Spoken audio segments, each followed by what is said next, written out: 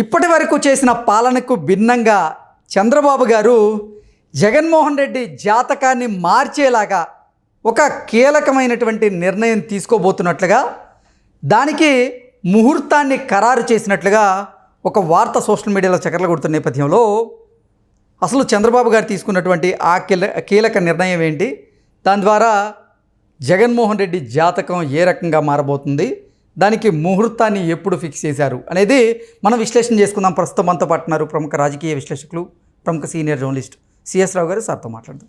Sir నమస్తే. Sir నమస్తే. Sir, ఇప్పటి వరకు చేసిన పాలనకి భిన్నంగా జగన్మోహన్ రెడ్డి జాతకం మారిపోయేలాగా చంద్రబాబు గారు ఒక కీలకమైనటువంటి నిర్ణయం తీసుకోబోతున్నట్లుగా, దానికి ముహూర్తాన్ని కూడా ఖరారు చేసినట్లుగా ఒక వార్త. దాని మీద మీ విశ్లేషణ ఏంటి సార్? ఇప్పుడు చంద్రబాబు నాయుడు గారు ఇటీవల కాలంలో చెప్పింది ఏంటంటే హనీమూన్ పీరియడ్ ముగిసింది అని చెప్పారు. సో కాబట్టి ఇక రియల్ గవర్నెన్స్ ఎలా ఉంటుంది అనేది ఎక్స్పెక్ట్ చేయొచ్చు అనేటువంటి ఒక అభిప్రాయాన్ని తీసుకెళ్ళగలిగారు. రియల్ గవర్నెన్స్ అనేది, రియల్ గవర్నెన్స్ అంటే ఎలా ఉంటుంది అంటే పొలిటికల్ గవర్నెన్స్ కూడా అన్నారు. పొలిటికల్ గవర్నెన్స్ ఉంటుంది ఇక నుంచి రాబోయే రోజుల్లో. ఇంతకు ముందులాగా కాదు, మారినటువంటి చంద్రబాబు నాయుడు చూస్తారు, 95 చంద్రబాబు నాయుడు చూస్తారు అని చెప్పారు ఆయన కదా, ఆయన చెప్పినటువంటి మాటలు. సో 95 నాటి చంద్రబాబు నాయుడు గారు అని అంటే అధికారులు పరిగెత్తాలి, క్యాడర్ పరిగెత్తాలి, ప్రజలను పరిగెత్తించాలి. ఇప్పటి వరకు 6 నెలలు అయింది ముఖ్యమంత్రి అయ్యి 4వ చంద్రబాబు నాయుడు గారు 4.0 అదే కదా అంటుంది.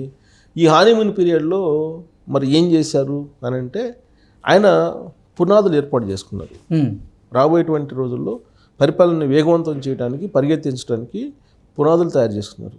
ఆ పునాదులు చేసుకునేటువంటి క్రమంలో అసలు ఎవరు అంకిత భావంతో పనిచేసేటువంటి వాళ్ళు ఉన్నారు, ఎవరు ఎన్నుపోటు పొడిచేటువంటి వాళ్ళు ఉన్నారు, ఎవరు తెర వెనుక జగన్మోహన్ రెడ్డి గారికి అనుకూలంగా ఉన్నారు, వీటి మీద స్పష్టత రావడానికి కొంత టైం తీసుకుంటుంది. అందుకే దాన్ని హానీమూన్ పీరియడ్ అంటారు. ఏ ప్రభుత్వానికైనా ఒక ఫస్ట్ 6 months హానీమూన్ పీరియడ్ లాగా ఉంటుంది. కారణం ఏంటంటే అప్పటి వరకు ఉన్నటువంటి ప్రభుత్వం వాళ్ళకి అనుకూలంగా, వాళ్ళకి కావాల్సినటువంటి విధంగా సెటప్ చేసుకొని ఉంటారు. అధికార యంత్రాంగాన్ని కానీ లేదా ఇతరత్ర వ్యవహారాలను కానీ వాళ్ళకు అనుకూలంగా ఉండేలాగా సెటప్ చేసుకుంటారు.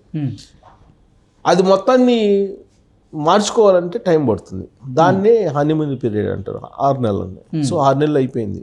మరి ఇప్పుడు చంద్రబాబు నాయుడు గారు పూర్తి స్థాయిలో యంత్రాంగాన్ని నిమగ్నం చేసి పరిపాలనని మరింత వేగవంతంగా తీసుకెళ్లేటువంటి ప్రయత్నం చేయాలి. దానికి ముహూర్తం పెట్టారు. ఏంటి ముహూర్తం? డిసెంబర్ 3-4 తారీఖుల్లో రాష్ట్ర వ్యాప్తంగా ఉన్నటువంటి ఐఏఎస్లు, ఐపీఎస్లు, ఉన్నతాధికారులతో కీలకమైనటువంటి సమావేశాన్ని పెట్టాలని నిర్ణయించుకున్నారు. ఆ సమావేశంలో క్లియర్ కట్గా ఆయనకున్నటువంటి విజన్ ఏంటి, ఆ విజన్ని ఎలా రీచ్ కావాలి, రీచ్ అయ్యేటువంటి వాళ్ళు తనతోటి రావచ్చు, రీచ్ కాలేము అని భావించేటువంటి వాళ్ళు మీరు మీ డెసిషన్ తీసుకొని వెళ్ళిపోవచ్చు అనేటువంటి ఒక దిశానిర్దేశం ఇచ్చేటువంటి అవకాశం ఉంది ఆ రోజు అని చెప్తున్నారు. అంటే ఏంటి, ఇప్పటివరకు జరిగింది 6 నెలల్లో జగన్మోహన్ రెడ్డి గారు అధికారం కోల్పోయినప్పటికి కూడా ఆయన హవా కొనసాగింది ఇండైరెక్ట్గా ప్రభుత్వంలో ఈ 6 నెలల పాటు. కాంట్రాక్టులు వాళ్ళకి వచ్చినాయి, బిల్స్ ఇప్పుడున్నట్టు ప్రభుత్వంలో ఉన్నట్టు పెద్దలకి తెలియకుండా వెళ్ళిపోయినాయి, బెయిల్స్ తీసుకొచ్చుకున్నారు, పోలీసులు వైఎస్ఆర్ కాంగ్రెస్ పార్టీ వాళ్ళకి సహకరించారు పూర్తి స్థాయిలో. ఎక్కడ ఇన్సిడెంట్ జరిగినా కానీ వైఎస్ఆర్ కాంగ్రెస్ పార్టీ వాళ్ళకి సంబంధించినటువంటి మూలాలు ఉన్నప్పటికీ కూడా వాళ్ళ మీద చర్యలు తీసుకోవట్లేదు. సో దాంతో లా అండ్ ఆర్డర్ అనేది కంట్రోల్లోకి రాలేదు పూర్తి స్థాయిలో. అలాగే పరిపాలన జిఏడిలో కానీ, సీఎంఓ ఆఫీస్లో కానీ, లేదా ఇతర కార్యాలయాల్లో కానీ, ఓఎస్టీలుగా ఉండేటువంటి వాళ్ళు కానీ వీళ్ళని మార్చే దాంట్లో ఎవరికి వీళ్ళు కనెక్షన్లో ఉన్నారు, కాంటాక్ట్లో ఉన్నారు అనేది కూడా తెలుసుకోవడంలో కన్ఫ్యూజ్ అయిపోయారు. దీంతో అసలు పరిపాలన ఏం జరుగుతుంది చంద్రబాబు గారి పరిపాలనలో అనేటువంటి ఒక చర్చ తెలుగుదేశం పార్టీ అలాగే ప్రభుత్వ వర్గాల్లో కూడా నడుస్తుంది. దానికి కంప్లీట్గా ఫుల్ స్టాప్ పెట్టడానికి ముహూర్తం నిర్ణయించారు చంద్రబాబు గారు 3-4 తారీఖుల డిసెంబర్. అంటే ఇది జగన్ జాతకాన్ని మార్చేదే కదా. ఇక 3-4 తారీఖుల మీటింగ్ అయిన తర్వాత పూర్తి స్థాయిలో ఇప్పటికీ వరకు చూసిన దానికి భిన్నంగా మనకి పరిపాలన కనిపిస్తుంది అనేది చాలా క్లియర్గా ఒక అభిప్రాయానికి రావచ్చు. పైగా డిసెంబర్లో అమరావతికి సంబంధించినటువంటి పనులన్నీ కూడా వేగంగా ప్రారంభం కాబోతున్నాయి. దానికి సంబంధించినటువంటి నిధులన్నింటినీ కూడా సమకూర్చారు. ఆల్రెడీ ట్రాక్లో పెట్టేశారు బండిని. రఘురామకృష్ణరాజు గారు చెప్పారు కదా, ట్రాక్లో పెట్టాము బండిని, రైలుని ట్రాక్ ఎక్కించాము. ఇక ఆ రైలు ఎంత స్పీడు నడపాలో స్పీడ్గా నడుపుతాము నడపడానికి, బట్ ట్రాక్లో అయితే పెట్టామని చెప్పి అన్నారు కదా. ఆయన కేసు గురించి చెప్పారు, బట్ ఇది దాన్ని పరిపాలనకి అన్వయించుకోవచ్చు. ఇప్పుడు ట్రాక్ తప్పినటువంటి పరిపాలనని ట్రాక్లో పెట్టారు చంద్రబాబు నాయుడు గారు ఈ 6 నెలల పాటు. సో ఇక ట్రాక్లో పెట్టిన తర్వాత అది ఎంత స్పీడ్ వెళ్తుంది అనేది చంద్రబాబు నాయుడు గారు తీసుకునేటువంటి గవర్నెన్స్ని బట్టి ఉంటుంది. ఆయన ఏమంటున్నారు, పొలిటికల్ గవర్నెన్స్ అంటున్నారు. పొలిటికల్ గవర్నెన్స్ అంటే ఏంటి? వాస్తవంగా కూడా అంతకుముందు చంద్రబాబు నాయుడు గారు అధికారంలో ఉన్నప్పుడు పొలిటికల్ గవర్నెన్స్ కదా, ఎగ్జిక్యూటివ్ గవర్నెన్స్ ఉండేది. ఎగ్జిక్యూటివ్ గవర్నెన్స్ నడిచేది.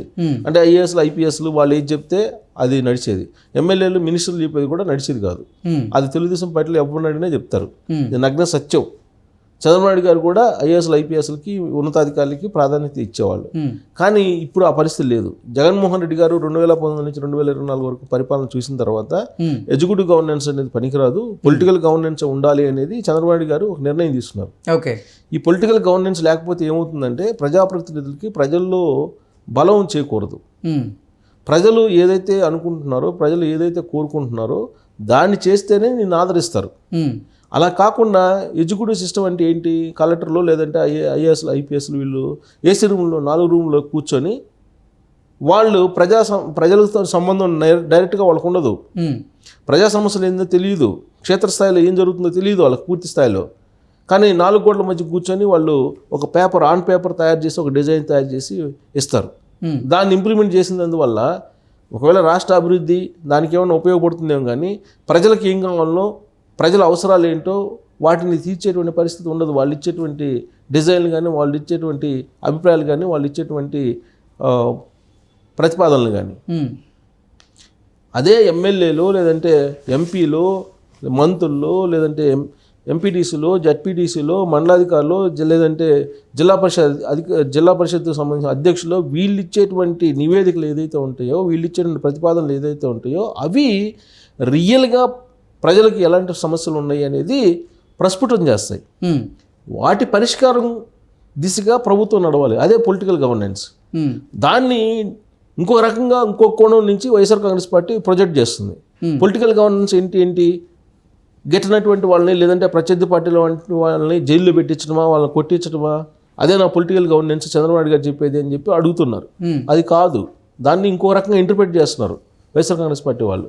పొలిటికల్ గవర్నెన్స్ ఏంటి? క్షేత్రస్థాయిలో మీకు ఎగ్జిక్యూటివ్స్ సంబంధించినటువంటి వాళ్ళకన్నా కూడా, అధికార యంత్రాంగం కంటే కూడా పొలిటీషియన్స్ తెలుసు ప్రజా సమస్యలు ఏంటనేది. ఎందుకంటే ప్రజలతోటి వాళ్ళు ఉంటారు కాబట్టి అక్కడి నుంచి వచ్చేటువంటి ప్రపోజల్స్కి పరిష్కారం చూపించడం ద్వారా ప్రభుత్వానికి సంబంధించిన పరిపాలనని మరింత వేగంగా తీసుకెళ్ళాలి. అలాగే సూపర్ 6ని అమలు చేయాలి. ఏవైతే హామీలు ఇచ్చారో ఆ హామీలకు సంబంధించినటువంటి అన్నింటినీ అమలు చేయడానికి రూట్ మ్యాప్ తయారు చేసుకోవడంతో పాటు 2029 విజన్, 2047 విజన్, ఈ రెండింటినీ కూడా చూపించి వాళ్ళకి ఎక్స్ప్లెయిన్ చేసి ఈ దిశగా మీరు వెళ్ళాలని చెప్పి ఒక దిశానిర్దేశం ఇవ్వబోతున్నారు. దాంతోపాటు పొలిటికల్ గవర్నెన్స్ వస్తుంది కాబట్టి ఇక నుంచి జగన్మోహన్ రెడ్డి గారి టీము ఏదైతే ప్రతిపక్షం లేకపోయినప్పటికీ చలాయించగలిగారో ఇక నుంచి అది ఉండకపోవచ్చు. డిసెంబర్ 3-4 మీటింగ్ తర్వాత, చంద్రబాబు నాయుడు గారు ఐఏఎస్లు ఐపీఎస్లతో మీటింగ్ తర్వాత, సమీక్ష తర్వాత ఖచ్చితంగా మరో రూపంలో పరిపాలన ఉండబోతుంది. మరింత వేగంగా పొలిటికల్ గవర్నెన్స్తో పాటు పబ్లిక్ గవర్నెన్స్ ఉండేటువంటి అవకాశం ఉంది అని చెప్పచ్చు. Okay sir, thank you so much.